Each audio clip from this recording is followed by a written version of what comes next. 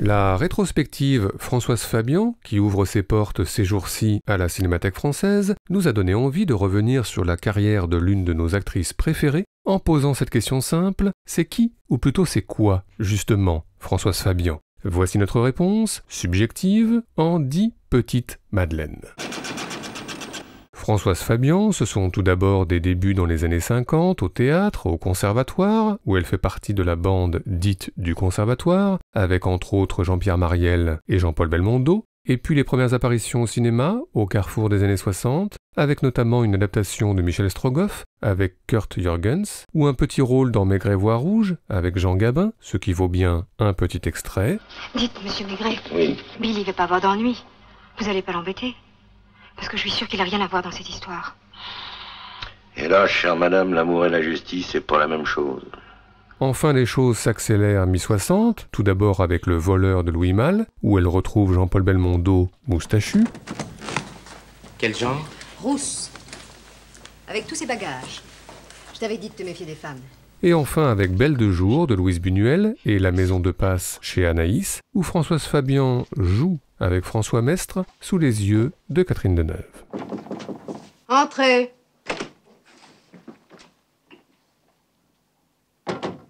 Madame la marquise m'a fait appeler. Oui, Victor. Madame la marquise n'est pas satisfaite de mon service? Victor, vous faites que des bêtises. Oui, c'est vrai. C'est bien vrai, je le reconnais. Mais madame la marquise est si bonne, si bienveillante, si belle surtout. Insolent.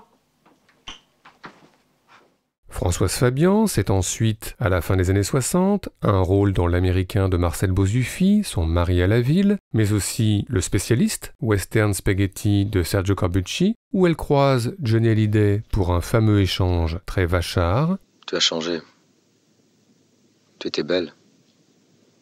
Maintenant, tu es desséchée. Desséché? Enfin, en 1969, vient le classique des classiques, Ma nuit chez Maude d'Éric Rohmer, soit un repas à trois fait de discussions sur Pascal et la religion. C'est ce qui fait la force de types comme Pascal, t'as quand même lu Pascal. Oui, l'homme est un roseau pensant. Les deux infinis, je sais pas. Le nez de Cléopâtre. Ça n'est certainement pas un de mes auteurs. Puis, la nuit venant, le temps de se quitter, quoique pas forcément. Je reste seulement un instant. S'ensuit Une nuit chez Maude et des choix de mise en scène singuliers où les discussions ne sont plus filmées en champ contre champ, mais en plan fixe sur Françoise Fabian. Alors vous n'admettez pas le divorce? Non. Donc vous me damnez sans rémission? Non, pas du tout. Vous n'êtes pas catholique. Et je respecte toutes les religions, même celles de ceux qui n'en ont pas. Non, ce que je dis vaut pour moi, c'est tout. Pardonnez-moi si je vous ai blessé. Non, vous ne m'avez pas blessé. Pourquoi avez-vous divorcé? Je ne sais pas. Oui, je sais très bien. Nous nous entendions pas. Nous nous en sommes aperçus très vite. Simple question de tempérament. C'était peut-être quelque chose que vous auriez pu surmonter, je ne sais pas. Oh, mon mari était quelqu'un de très bien à tous les points de vue. C'est d'ailleurs l'homme que j'estimerai toujours le plus. Mais il m'énervait. Un énervement profond. Et vous énervez comment? Quelqu'un dans mon genre? Ah non, pas du tout. Vous ne m'énervez pas. Avec vous, l'idée de vous épouser ne me serait jamais venue à l'esprit. Même au temps de ma plus folle jeunesse. Françoise Fabian, c'est ensuite, au tout début des années 70, un polar d'Yves Boisset et un film en partie improvisé de Jacques Rivette, et puis Raphaël ou le débauché de Michel Deville, avec un joli chassé-croisé entre Maurice Ronet, le débauché, et Françoise Fabian, la moins débauchée, lui qui la cherche dans des lieux de recueillement, et elle qui le cherche dans des endroits plus interlopes, et enfin les deux qui se retrouvent au petit matin sur la musique de Vincenzo Bellini.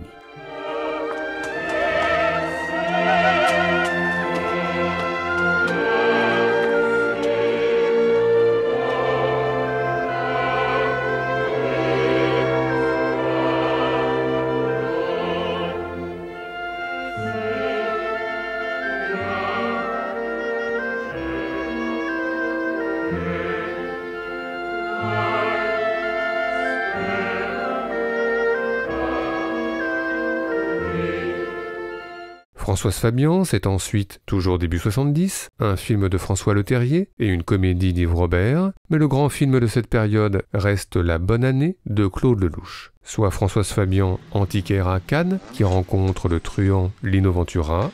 Je vous demande cette table. S'ensuit un repas de séduction, tout en couleurs et en rire. Oh, vous savez, la culture, c'est ce qui reste quand on a tout oublié. Ça, c'est joli ce que vous venez de dire. Eh oui, mais c'est pas de moi. Ah bon? Et c'est de qui? Chez le malade Gerloff. À vos souhaits. Puis un petit déjeuner, tout en noir et blanc et en silence. Tu n'enlèves pas ton par-dessus?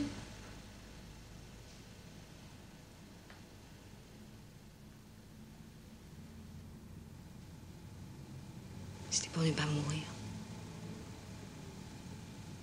C'était ma façon à moi de t'attendre. De rester vivante.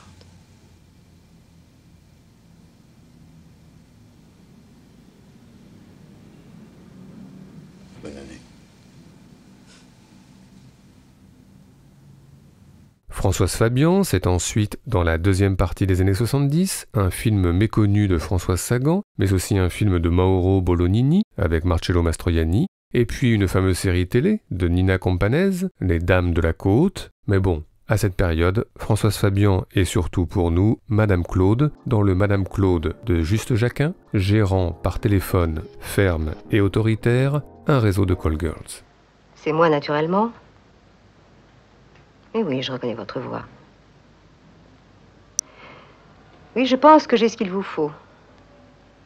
Gilles, ravissante, de très beaux yeux verts. Corps parfait. Mais il n'a jamais été déçu jusqu'à présent, et vous savez très bien que je ne me trompe jamais.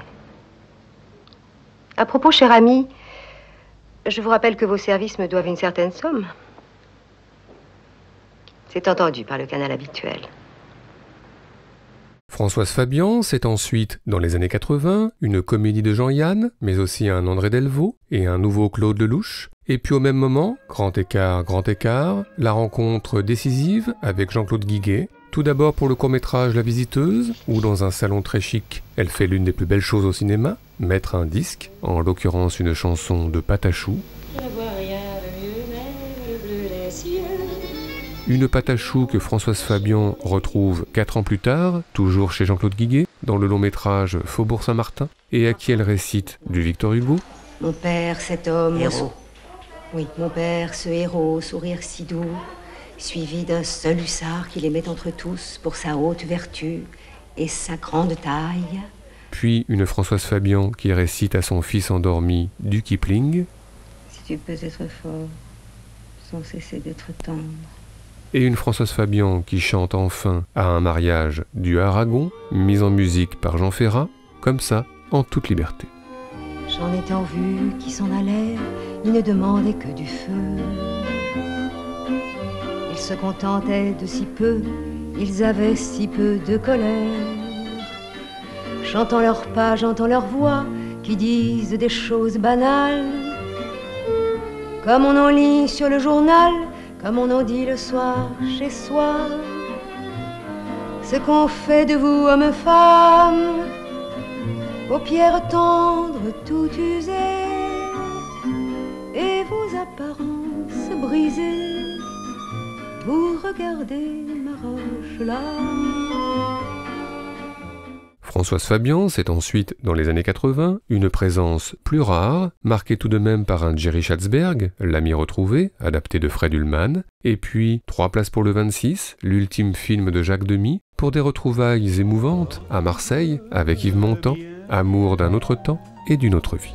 Nous avons dansé, nous nous sommes aimés. Tu m'en veux, n'est-ce pas? T'en vouloir? De quoi? Je ne sais pas, d'être parti comme ça, sans explication. Je pensais que tu avais tes raisons.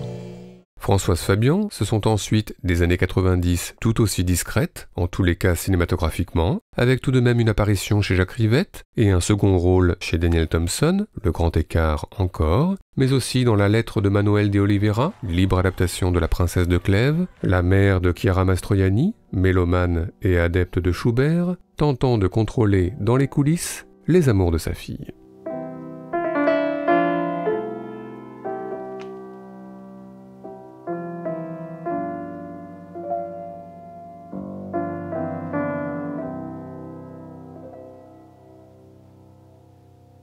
Françoise Fabian, ce sont ensuite des années 2000 plus prolifiques, des rôles de mère chez François Ozon, ou dans quelques comédies populaires, Le Grand Écart toujours, et puis dans le pas si connu que ça, L'Arbre et la Forêt, d'Olivier Ducastel et Jacques Martineau, une mère à nouveau qui conserve les lourds secrets familiaux.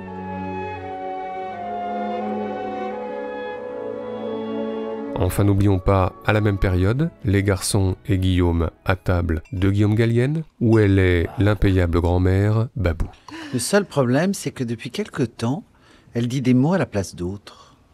Alors, ça chante, ma petite pépute?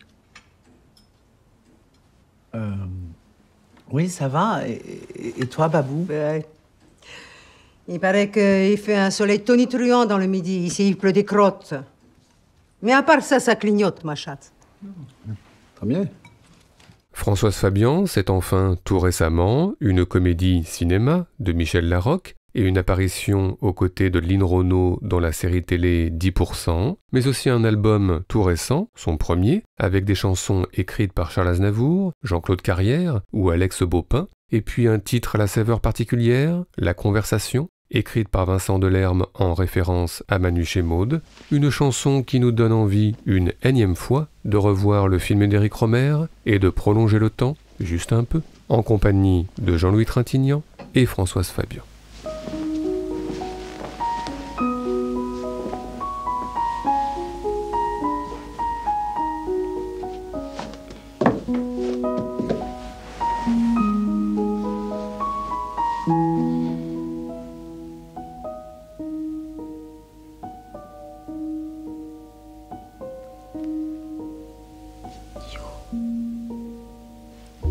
Approchez-vous de ma vie,